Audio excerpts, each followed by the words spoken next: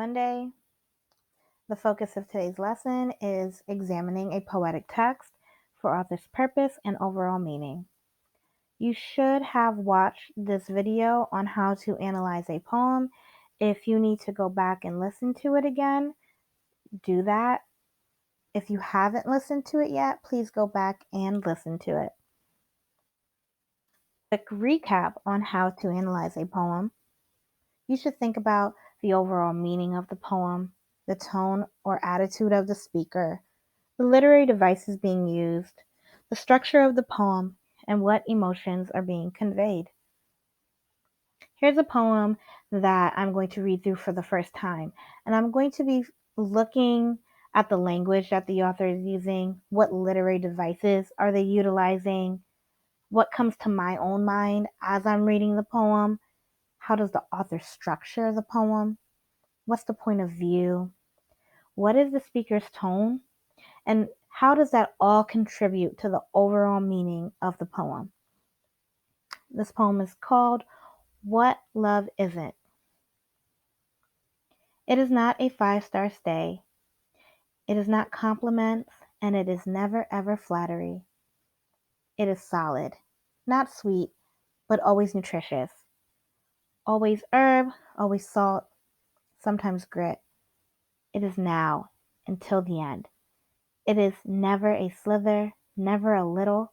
It is a full serving. It is much too much and real, never pretty or clean. It stinks. You can smell it coming. It is weight. It is weight, and it is too heavy to feel good sometimes. It is discomfort. It is not what the films say. Only songs get it right. It is irregular. It is difficult. And always, always surprising. So here are the things that I thought about as I read the poem and what I would jot down in the margins of the paper that I'm reading the poem on. So the first thing is that the author defines love by telling what love is not. It clears up any misconceptions by stating it is this, it is not that.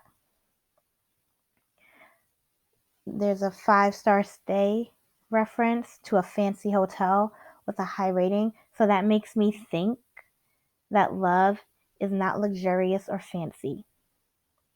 There is repetition of it is and it is not, which creates a focused message that never lets up. Forever is described using the metaphor of a meal. It's a full serving, too much, not always enjoyable because it is such a commitment. The poem is written in second person point of view, so it makes me feel like the author is speaking directly to me, the reader. The poet's tone is harsh and unapologetically truthful, and it makes me feel like the overall meaning of the poem is that the author seems to want to dispel any myths about love and show the reader the reality instead of the fake fairy tale.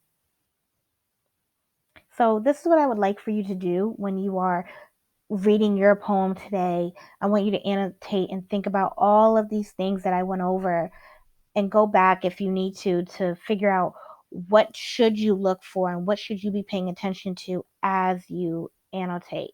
If you have any questions, please reach out to me. Have a great day.